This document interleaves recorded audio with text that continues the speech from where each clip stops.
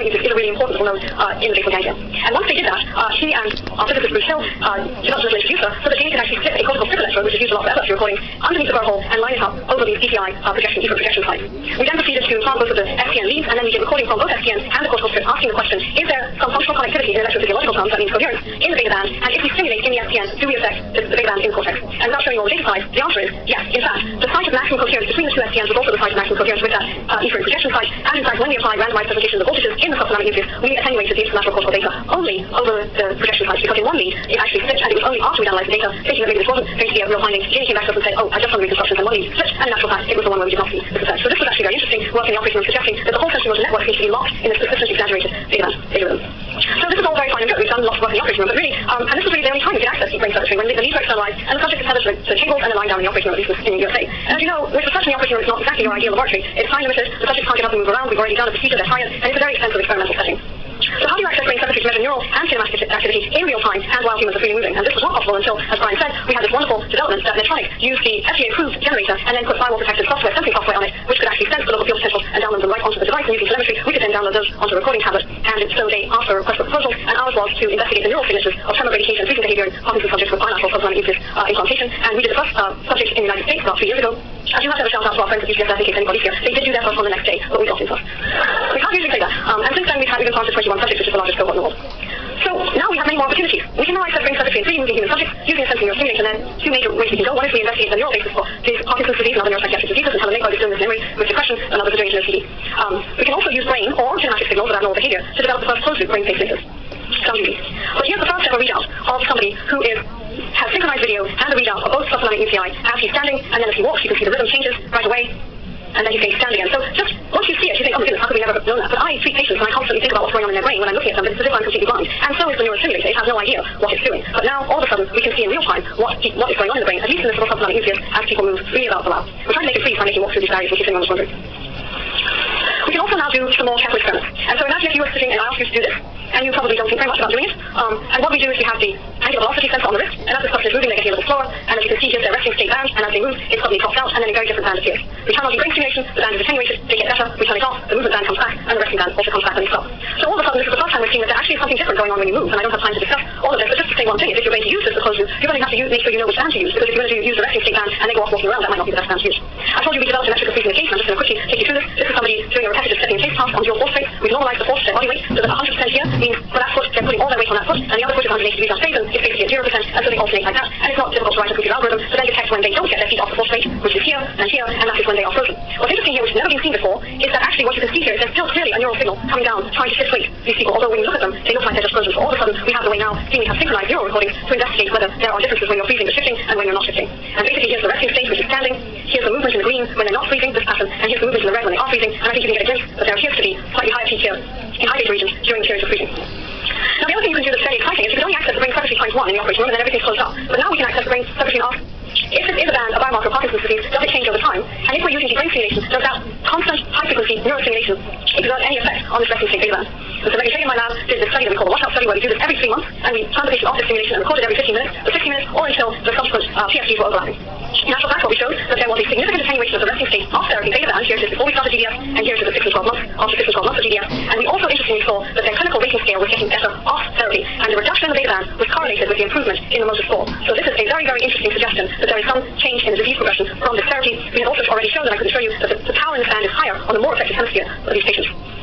We also had a few patients who were very interesting controls. Parkinson's starts on one side of the body, and they had both sides implanted, but they felt that they didn't need to turn on one of the sides. And so we had this unbridled opportunity to follow this data rhythm over time, where one side was stimulated and one side was not. And in fact, for one subject, here's the stimulated side, and you can see this is his initial beta peak, and over time, this seems to be being attenuated. In the latter part of the recording, there seems to be some elevation in the alpha region. But this is his non-stimulated side, and here he is at the beginning. He actually attenuates initially at the 12 months, but at 18 and 24 months following him, there's quite a dramatic increase in this beta band. And in actual fact, this is all done in a blinded fashion when I see him in clinic, and at that 24-month mark, he said, I'm beginning to feel some symptoms on my right side, and I think we should turn it on. So this was actually a very interesting control, and also shows us that this is a dynamic disease-related marker. Can we use neurostimulation now to investigate a tool? So we know that high-frequency neurostimulation decreases the beta band power and it improves bradykinesia. Well, what if lower-frequency stimulation worsens bradykinesia and increases beta band power? So of course, a lot of you who are skeptics, and you should be, are sitting there waiting to ask me this question, which is the answer to all of this is that it's not causative. And how do you do a causative experiment in these patients? So I thought, well, this is fabulous. This is like my electrophysiological correlates of key knock-in, knock-out experiments, where we are using genetics. And in actual fact, we had some information from resting state work that Zach Lewinsold in my lab did, that in actual fact, when we used 60 Hz for stimulation, we actually did amplify portions of the beta band. So what I'm going to show you now is in our freely moving human subjects, we asked them to do this test. And we we then asked them to do on no stimulation during 60 Hz stimulation and 140 Hz stimulation. And this is my way of getting you to wake up, because I want you to watch this video and then tell me which stimulation you think made this person better. There's a little delay in the slides. So here's our subject, here's the resting state band, and now we've got moving on no stimulation. You can see schematics, and you can get slower. So it's a difficult thing to do. And now as you finish this is during 60 Hz stimulation.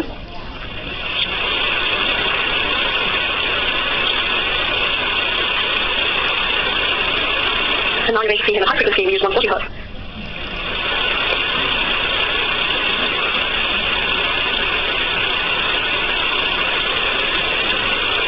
Alright, so hands up if you think you did better on 60 Hz. And 140 Hz. Alright, you go for it. So, I'm not practice, but anyway. So here, this is really just a spectrogram on the kinematics, the angular velocity traces. And in actual fact, across the group subjects, both 60 Hz and 140 Hz improves the root mean square velocity of their movement and their frequency. But interestingly, the only 60 Hz made their performance more regular. And irregularity of performance in Parkinson's disease is one of the cardinal motor problems that people have. And I think you can kind of appreciate in his trace that, in fact, although he started off a little faster with a high frequency, it was harder for him to hold on to that. Well, what's the 50 million, in my case it would probably be the $100 question, of what happens to the neural rhythms. So, forget A for the moment. This is what happens. This is the average CFT, the grand average, during 60 Hz stimulation and during 140 Hz stimulation. And interestingly, both 60 Hz and 140 Hz attenuated in high beta band, but actually 60 Hz amplified this low frequency range. So that now we have for the first time a way of investigating the circuitry and asking in these subbands, are they actually doing different things? So was it the high beta band that was responsible for the improvement? And in actual fact, another work done by Vladimir Litvak in groups with Meg and also LFT recording from London, he suggested that in fact that hyperdirect pathway is actually mediated by high beta frequencies and that the intracerebral FTM circuitry is more mediated by these low beta frequencies. So for the very first time, we now are wondering whether in fact the therapies affect us really are, and Carl suggested a long time ago, is being mediated through the hyperdirect pathway. So what about other opportunities? Well, as I can tell you currently, we really are kind of dumped with this therapy. It's a one-size-fits-all, it's open loop, it doesn't know what the brain is doing, it's on all the time. There's got to be something not therapy does for the brain to do that. And we use the same parameters even in depression and OCD, we use movement disorders parameters, which always surprise me. So can we use the behavior or brain signals which are responsive to specific symptoms to drive more precise, customized neuromodulation for a broad range of neuropsychiatric diseases? And this is just a visual. Here's the generator that's recording these local field potentials from the brain. We've got these smart sensors that we can record behavior. And so the first step to do this is we have to be safe. So every time we make a change, we go back to the FDA and we're working in collaboration with Medtronic, who developed this bidirectional conduit whereby the sensing neurostimulator could communicate with a PC, a portable PC, and we worked in collaboration with engineers in Civics Lab at the University of Washington, who were working with Medtronic with this Nexus D system just in the lab, and using a smartwatch with Bluetooth enabled, have written software and hardware such that the PC could communicate with the smartwatch. And so on the developer on the lab in Boston, Mohammed did a very nice study where we looked at resting tremor. We had the other side on so we wouldn't contaminate the signals here, and we measured resting tremor both of the leg and the hand, which was sent by the PC. We had already pre-programmed safe, what we call control policy algorithms, how much voltage to tell we stimulated to increase to at what ramps, etc., etc. And we asked, can we, proof of principle, actually close the loop and drive the stimulator with a kinematic measure of movement disorders such as tremor? And there's a lot of data slides, so don't get freaked out or leave.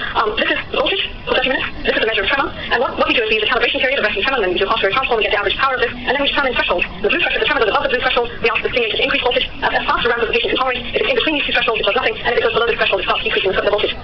Here's the insert basically of this trace, and you can see that as the tremor went above the blue threshold, the voltage increased, and it increased or stayed the same following the tremor, it worked. And then as it went down below the threshold, we decreased the voltage, and we found that we needed to decrease the voltage with a slower ramp than increase. And across this small group, we showed that in fact adaptable closed loop DBS did improve tremor overall compared to no DBS, but there was quite a remarkable decrease in the amount of voltage that was used to do this simulation. This is how much we would have been using with continuous DBS. What was even more interesting to me was how different people were. Even only among 5 subjects and 10 SPNs, this is somebody who had this very intermittent tremor. System worked, voltage went up, voltage went down, tremor stayed away, and you can see what was going on here. So the simulator really didn't need to be on that much. So here you have a person who's on continuous high-frequency stimulation 24/7, who may not need it very much, and all you can't see these numbers. This is basically the table showing the percentage time that the closed loop stimulation was on compared to when it would have been on open loop, which ranged from in one person 11% up to another who needed it 80%.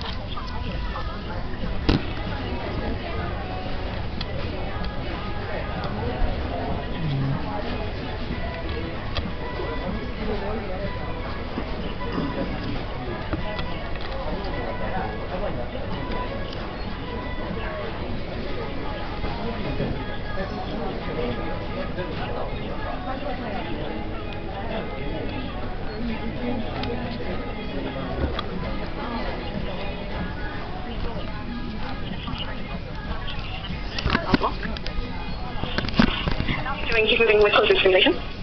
So we did this for a full hour, asking him to do this at the 30-minute mark and at the 1 hour mark. And at the end of this, of course, nobody knew what the results were. I asked him if he would go home, not tell us right then, but go home and think about how he felt during that hour of closed loop GDS. I'm going to show you what he said. The best analogy I thought of is like riding a 10-speed bike up a long hill climb. Just as you start feeling the fatigue and slowing, the gears automatically shift. The result is that you feel less resistance and have newfound stamina and energy. As you continue, it shifts again, and it seems to do this in advance of the fatigue. It's an amazing sensation. Now, he was on continuous GDS, and he was telling me that he was just wearing out on his long bike rides. So this was fascinating to me, but what was even more fascinating is what I'm going to finish with and show you his schematics in specific slides. So when he came in the morning, he got his clinical deep brain stimulation, and this is his rapid flexion extension movement for 30 seconds.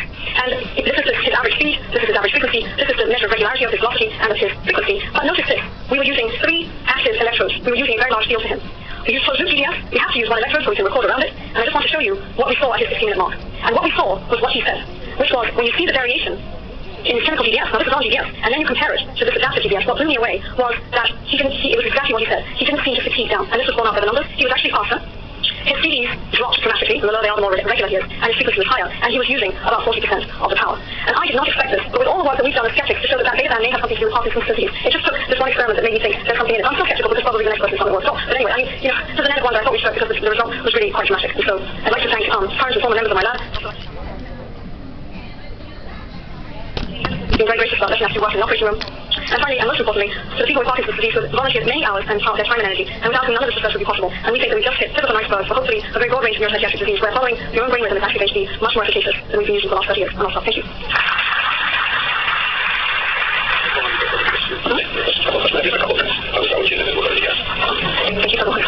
In your adaptive simulation scheme, you were just changing the power, not frequency. Is that something that you are thinking about changing? It was only power. Oh, okay. There are technical reasons for this. That this is a very slow process because of really how we can do this at the moment, which is electronic proprietary information. And are you able to try like the beta band simulation? Do you think it works? We have. That's published, or soon will be published, exact work. We can't record during 20-hertz simulation, so we just did the kinematics for 20-hertz simulation. When we compared 2041 and 140, 2060, 140, and in actual fact, they did not get worse 20-hertz. Thank you. I have two questions, if I may. The first one is, my understanding is that almost one-third of the patients they get into trouble with psychiatric disorders, with obesity, with depression, God knows what. Now that you can have all these wonderful methods where you can basically anesthesia, you can study different amplitudes, can you optimize the localization of the electrodes so that you minimize these adverse effects? That is an extremely good question and one that is very contentious among groups. And a lot of groups say that they don't find this beta peak. That's actually why we did this very large study. And other groups would say, well, that's just because you've got the lead in the wrong place. There are a lot of limitations. We're using a fairly kind of crude electrode, no sense electronic, which has 4 ring electrodes on it. There's now technological advances, as some of you may know, the Sapiens lead, that has 32 disc electrodes around it. And there's been a fairly nice, very small paper in human subjects showing that there's a spatial topography of different bands of LFP around in the nucleus. And so I think it's possible that depending on whether you're measuring that hyperdrive pathway, input side, whether you're measuring something anatomically that's reflective of other nuclei, right, you may be in silent spots that have nothing to do with not being in the central motor region. So we really don't know this in humans. It's much harder in, the beta band is the central motor rhythm. So one would assume that if you're in limbic or associative regions, you should not find much beta. So the problem, of course, is you shouldn't go around and probe in the human subject. But I think the Medtronic have been very interested in this because in the census that they had, all very good census, very good outcomes, they saw a really, really wide range of the power in the signal and also the number of subjects for whom there was a beta band. And this has been something that has been difficult for the census that didn't see it because they say that patients are doing well. So Medtronic is actually putting all the imaging and all the electrophysiological data together precisely to see if they can actually help the field in general with a more standardized way, if there is one, where it's possibilities. But it's very difficult because, people don't want to be told that they're not doing something right.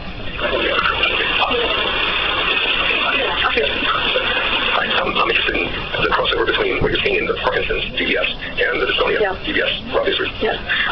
Thank you for that question. We actually did publish a study recording resting states in people with dystonia, actually with secondary dystonia, generalized dystonia, and showed in fact that there was a beta band in all but one person who didn't respond, who had a childhood encephalitis. So the word though in the literature is that in dystonia the rhythm is of a lower frequency. We're not so sure about that. We did actually see beta in those people as well. Well, thank you very much. For more, please visit us at stanford.edu.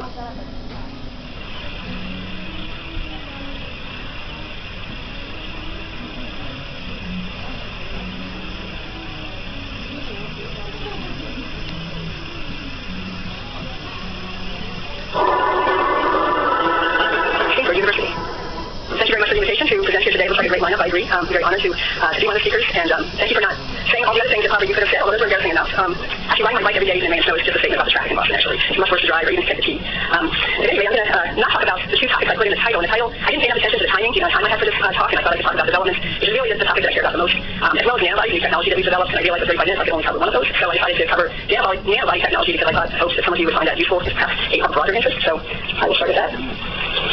So I'll tell you what nanobodies are in a moment if you don't actually know, but I'd just like to acknowledge Jonathan Tang. So Jonathan was a graduate student in the lab, and then he stayed on for a year as a postdoc. And really, all of the ideas, all these great ideas that I think are behind them, I'm about to tell you about, and the majority of the work was done by Jonathan. So this picture here is a structure of GFT. This is sort of the start of the show for the first part of the talk.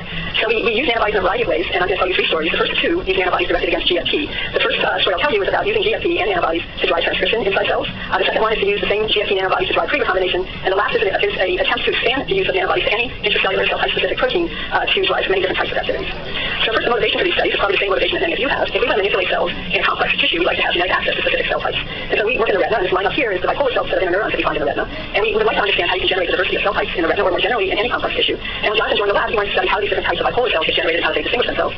But we couldn't find lines of mice who like to manipulate specific cell types using lines of mice in which free or flip tumor combinations are expressed in specific cell types. And when Jonathan started to look for those kinds of lines of mice, he could not find them. But what he could find were lines of mice where GFP was expressed in some types of neurons, including in this particular example, 2 types of bipolars. So Jonathan and I couldn't be known the fact that there weren't recombinase lines for our studies, and we kept coming across these beautiful GFP lines. Here's actually a picture of that. Most of these GFP lines use cis regulatory regions to drive expression of GFP. And in fact, there's a very large collection of those that are called the GenSat project, created by Matt Hines and his collaborators at Rockefeller, and you can see some beautiful images of GFP-positive cells and subsets of neurons throughout the nervous system. Now, most of these are actually not cell type specific. They light up a specific subset, more than one type usually, but they're quite useful for many applications as people have found. And again, they're created by these cis regulatory regions in the GenSat case. These are transgenics. And we estimate from the GenSat as well as other people, there's quite a large collection, about 1,500 of such lines. So when looking at this, we realize this is an incredible resource in terms of giving us some type of access to specific cell types. But GFP in and of itself does not allow you to manipulate biological activities. So Jonathan asked himself, well, could we develop a way to use GFP itself to allow us to manipulate biological activities? And when he started reading about it, he realized that there was a particular point of access, and that was through antibodies. So most of you know that antibodies, the type that we typically use in the lab, are 4 chains. The IgG types have 2 heavy chains, 2 light chains. And there's a variable region of the heavy and light chain that come together to define the epitope binding pocket. Well, cameras, which are camel cell paths, llamas, as well as cartilaginous fish, have this 4-chain arrangement, but they've evolved another arrangement, which is just heavy chains. And the marvelous thing about these are that the heavy chain, the variable region of the heavy chain by itself will bind antigen. So you can then isolate just this domain from an immunized camelid and search for those that have the activity you want.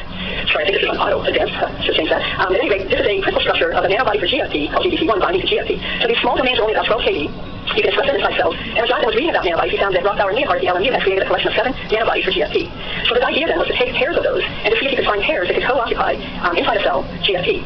Now this in and of itself is not particularly useful, but his idea was to make fusion proteins and then introduce those 2 fusion proteins into a cell. And if GFP was present, it would bring those 2 fusion proteins into proximity so that they could create a novel activity. And this would be a way then to drive activities specifically in cells that express GFP. So he told me this idea, I thought it was great, but in the back of my mind I realized, most of these great ideas don't work out in biology. There's always some glitch you can anticipate, but nonetheless, Jonathan went ahead. And he set it up first in vitro to look for transcription activities driven by GFP. And the idea is shown here. Professor Shea, most of you probably are aware of the transcription factors that have been studied now for decades. And the finding is that they're modular proteins. You can have a domain of a transcription factor that activates transcription, another domain that might repress it, another domain that recognizes a specific DNA sequence. So this was a good starting point because we knew through fusion proteins that had been created with these modular domains, it was straightforward to create fusion proteins that had these activities.